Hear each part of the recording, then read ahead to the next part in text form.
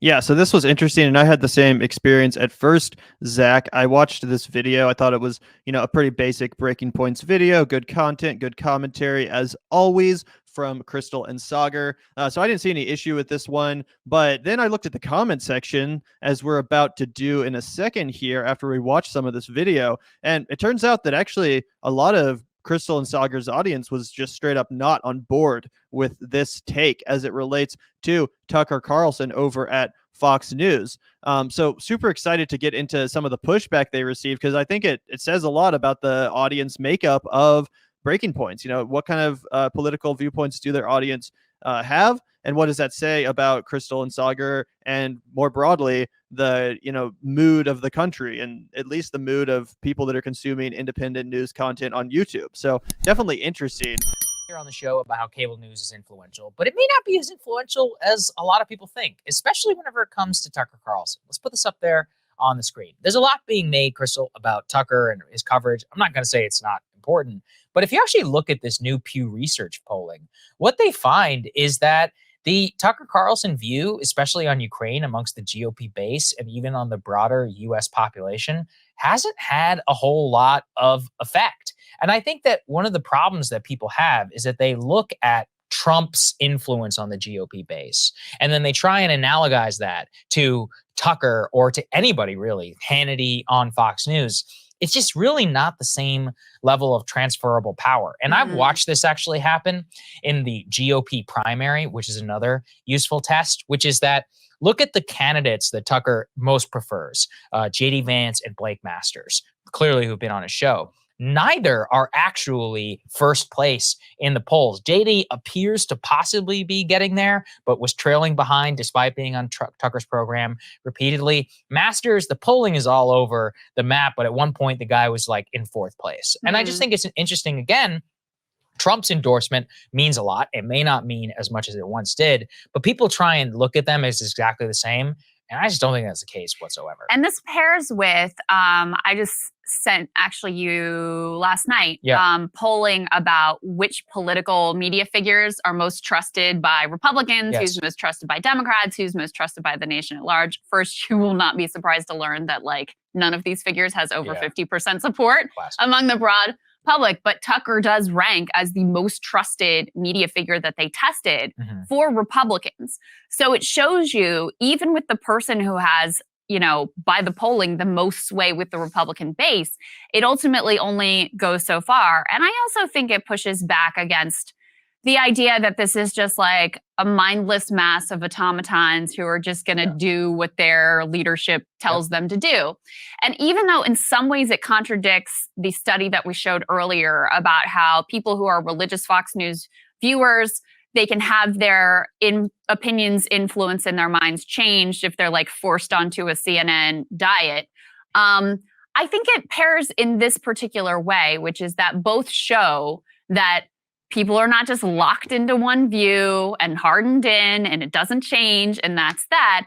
They are open to evaluating other evidence when it is presented to them. So you can see that, on for 1 second.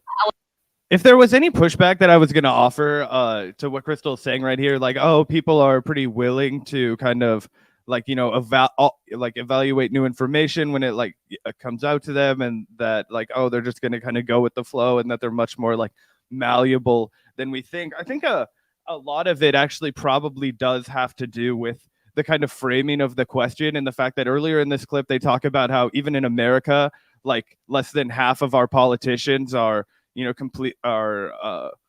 have a higher approval rating than 50%, or what was it they said, that none of them were over 50% approval rating, I think, in any of the politicians, the mainstream ones, even the ones that are relatively well liked or have their niche bases.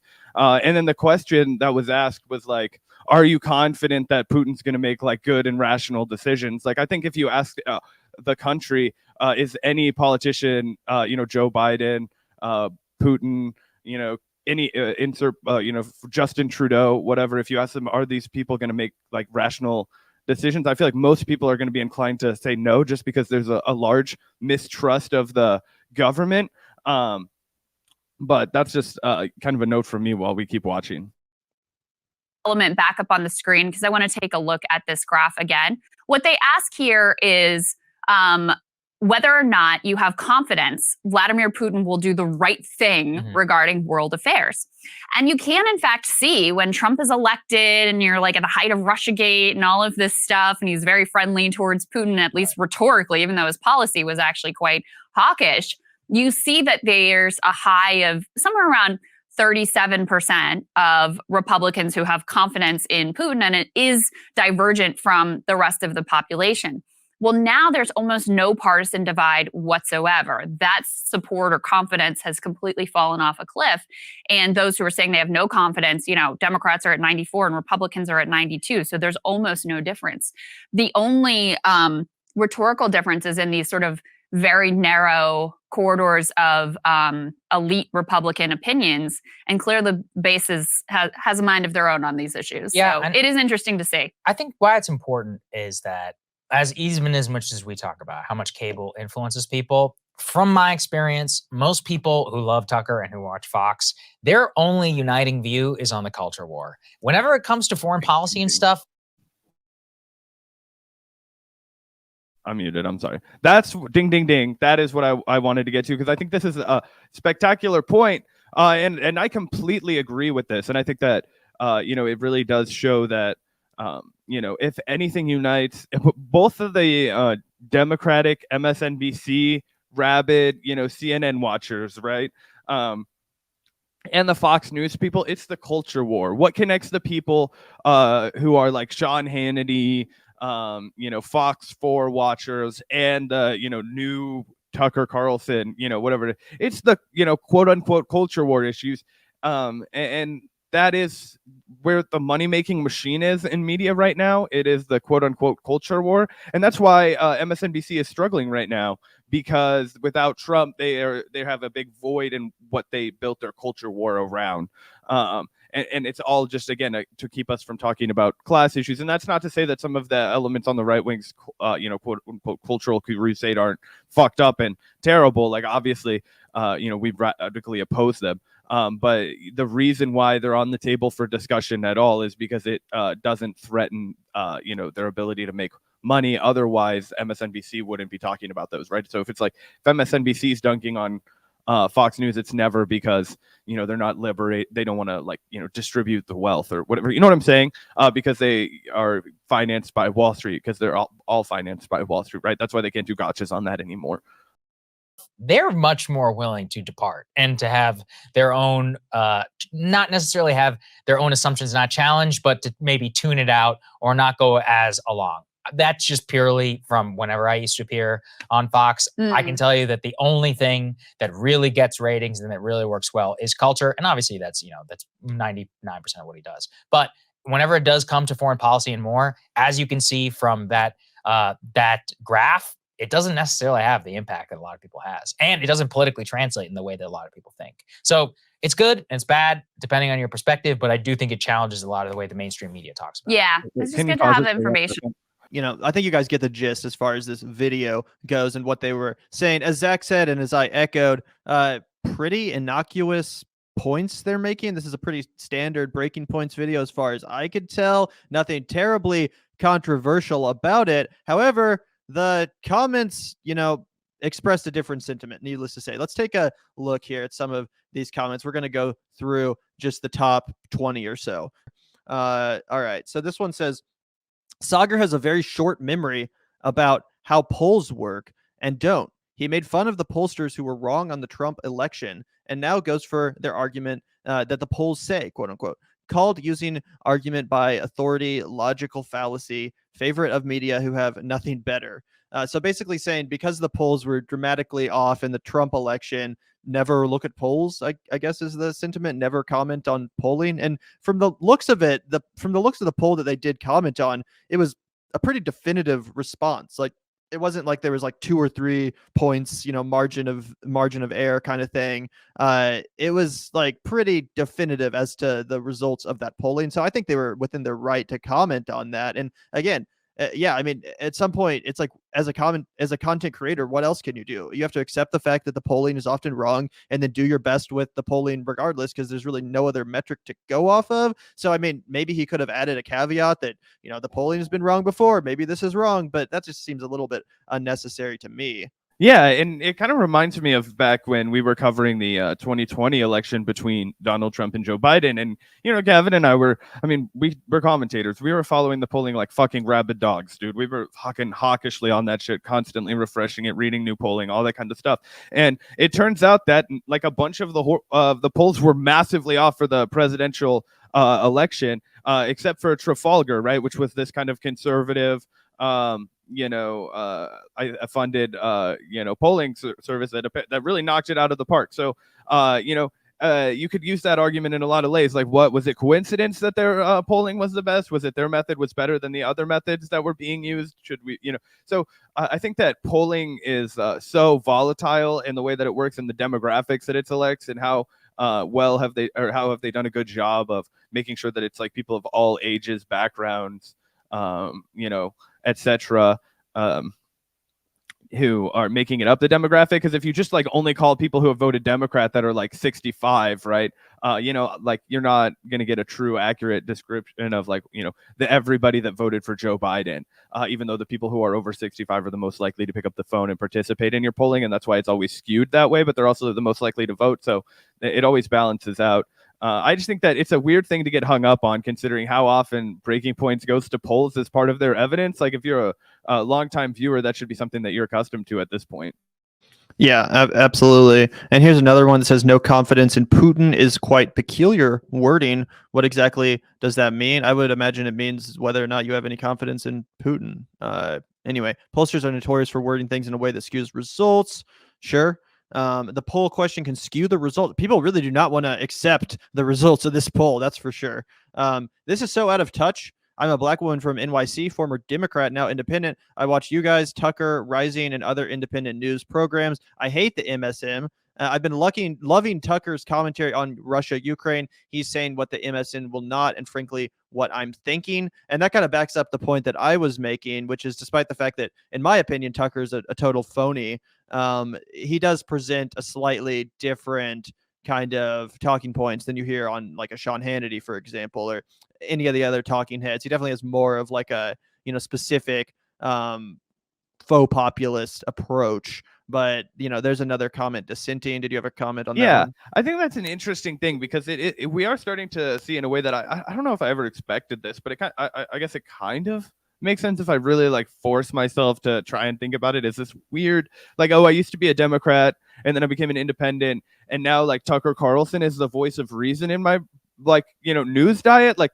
what happened to the people of this country who have that lived experience to kind of make them trust Tucker Carlson as opposed to anyone else? And it's really probably because there's no credibility on the other side that you can point to, right? So as people get so disillusioned with MSNBC and CNN, especially in a post-Russiagate era where they've really just dug themselves in a massive hole with absolutely no evidence, right? And a lot of people, frankly, just tuned out after that, especially after with the rise of new media taking a hit. And then, people are just looking around for someone to speak in a way that they kind of relate to. So it's very interesting. But I just always go back to, I think somebody referenced it in our chat earlier, that time that Jon Stewart went on Crossfire, and we all, and you would have thought by watching it that Tucker Carlson's career would have been over, but he's certainly been able to establish himself as a more way more impactful cultural force than Jon Stewart, the guy that kind of slayed him on his own show. So anyway, that's a little bit of a ramble, but I think it's just a really interesting dynamic that's occurred. And I'm not trying to shame anybody. I'm just trying to understand the media that created people push in that direction. But are you surprised by that, Gavin, at all? I mean, no, because again, he does a much more sophisticated job when it comes to the majority of his propaganda than someone like Sean Hannity, who's always just going to be, like pro-America, pro-war. Like Tucker will at least kind of explain the context. He'll go into why our past, efforts militarily were a bad idea and how they didn't turn out well. He has on people like Glenn Greenwald and Tulsi Gabbard, for example, that do offer a bit of a heterodox opinion. Jimmy. So, yeah, Jimmy, etc. So again, despite the fact that I don't love Tucker Carlson at all, I think he's a phony, and I think he's pretty obviously a phony too. Like if you watch his recent conversation with Kid Rock. Bro, I got a Kid Rock clip for us. We got more Kid Rock later, but if you watch Tucker's most recent interview with Kid Rock, it's really hilarious, and you can just tell what a goddamn phony he is, because he's the number one guy that would go out there and talk about how the left, the left just loves celebrities. They want their opinions affirmed by Hollywood elites and all this shit. But then the second he's across the table from Tucker Carlson, he's like fucking, he's the biggest star fucker in the world. He's like groveling at Kid Rock's feet. Oh, tell us about golfing with President Trump. How was that? And then David Sirota. And then doing his fake fucking laugh every time Kid Rock opens his mouth. Again, I can't stand the guy. I think he's super smug. I think he's obviously a phony. But again, he does offer a slightly different spin on the news than just someone that's more predictably partisan like Sean Hannity. A good example of that would be the time where he actually gave, I believe it was AOC and Bernie Sanders credit. I don't remember specifically what the issue was. It might have been Amazon. But a couple of years ago, he did a segment where he straight up gave AOC and Bernie Sanders credit. Again, something you wouldn't see happen on Sean Hannity.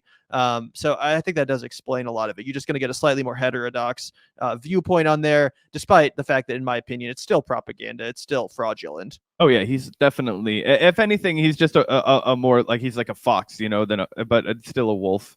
You know what I mean? Like I think his politics are pretty clear, and I mean, I have absolutely nothing nice to say about Tucker Carlson outside of the fact that I do think that, you're right that he does a slightly better job than somebody like Sean Hannity. It still perplexes me that, after abandoning the ship at one major MSNBC because it's corporate media, that people think somehow Tucker is immune to being like corporate media, that somehow Tucker Carlson's not owned and controlled by the same powers that control everybody else in corporate media. It kind of reminds me of Rachel Maddow back in her heyday, where now she's just a total predictable partisan hack. But there was a time period when even people that were genuinely on the left would give Rachel credit for her commentary. I wasn't, watching back then necessarily, but I know a lot of people reference a better time in her history as a commentator where her commentary was more interesting. It was more dynamic. It wasn't just predictable partisan hackery. And I think that's kind of what's going on with Tucker. But I mean, also you have to just reckon with the fact that the country is in a right-wing mood right now. Very clearly, the Republicans are going to wipe out the Democrats in the midterm. Joe Biden is a miserable, pathetic, uninspiring president, and someone like Tucker Carlson is, taking advantage of that fact. And as always, it's the Democrats' malfeasance. It's the Democrats' refusal to implement popular policies, which opens the door to a faux populist phony like Tucker. Here's another, issue with the framing of this poll. I didn't realize being against U.S. military involvement in a European conflict translates into confidence for Putin. And that is, true. It's like, as much as I think what Putin is doing is wrong, and as much as I acknowledge the literal war crimes he's committing, I still don't think it justifies or warrants U.S. military involvement. We just don't have the right track record. We have no moral high ground on which to stand in order to, go get involved in a European affair. So, I think that's fair to say. Yeah, and also I think that just kind of echoes the point that I was making earlier, which was that, sure, you can like Tucker Carlson and you can be invested in all of these things for the culture war and, still be mistrusting of the political landscape. But I think that it's also fair to say that, on those fringe issues, like if it's really open-ended, like, I mean, just to be fair to the people in the comment section, like, I do think it is kind of open-ended, right? Like, it's not like, oh, this is like, who cares if the wording is different in the polling? But I do think that it means something slightly different than, oh, I want to go to Ukraine, or, oh, I think Putin is irrational, right? Because I think that, I think Putin's irrational, and no, I don't want to get involved in the war in Ukraine. I think, Gavin, you would admit that you think Putin's probably irrational, or you don't trust his motives, or whatever the fuck the question worded it as. But we also have absolutely, wouldn't be interested in sending weapons over there. So that's fair. But I also don't know why you would get like so triggered about this if you weren't so like sensitive about Tucker already. I don't know. Yeah, and I think that is a lot of it. Is a lot of these people seem to be big fans of Tucker. Here's one that says Tucker, and this one has 167 upvotes. One of the top comments on the video. Tucker was anti-war in Afghanistan. He's anti-war now. The logical leap from anti-war to pro-Putin made by that tweet was truly laughable. Quite disappointing that it came through unquestioned from Saagar. So again, people are not necessarily having this take, especially Saagar's fans. They seem to not really be on board with his opinion here. Yeah, and if I'm not, is it true that Tucker opposed the war in Afghanistan? Because I don't know if I believe that is true. I know he definitely supported the Iraq war, which was, I think it's saying like as of more recently, like as of, since the Trump administration, because obviously Trump constantly was posturing as if he was anti-war and he wanted to get out of Afghanistan. So I think Tucker probably kind of, jumped aboard that line of logic. And yeah, back in the day, back in the early 2000s, Tucker Carlson was completely pro-war. I was like, he was such a fucking hawk when he was like 10 years ago, probably right before Trump ever came along, right before there was any kind of semblance of that. And certainly in the Bush era, right, you couldn't exist as a conservative if you weren't a massive hawk. You could barely exist if you were a fucking Democrat and you weren't a massive hawk. So there's absolutely no way that he was.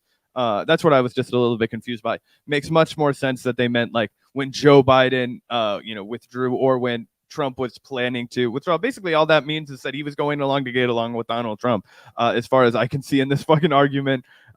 Quite disappointing that it came through unquestioned from Saagar. Like, this is what's really telling, is it's like, sure, you could push back on what this poll really means, but it seems like people have made up their minds about what it means, and they don't want to hear anything about that.